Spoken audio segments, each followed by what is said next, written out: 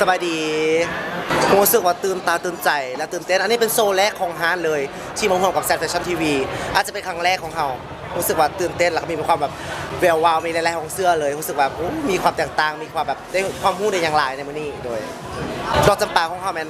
ปีนี้มันเป็นสไตล์แรกเนาะที่เขาเปลี่ยนเป็นแฟชั่นเนาะปกติเขาจะเล่นเป็นผ้าไหมลายผ้าไหมแรกๆแต่ว่าปัจจุบันเขาจะเป็นแฟชั่นเป็นหลัก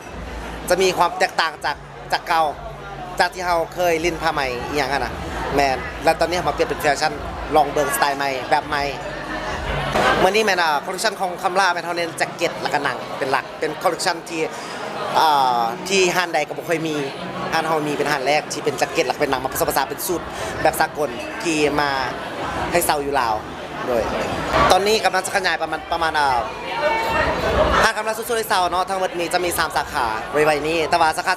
า2จะเปิดในส่งเดือน5จะอยู่แถวผักขาว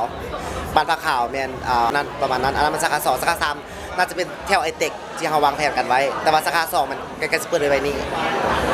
ผมรู้สึกขอบใจหลายๆคนบอกว่าจะเป็นนักข่าวนางแบบนายแบบแล้วก็สื่อมวลชนต่างๆที่ให้ความสนใจในห้องเสื้อของพวกเรา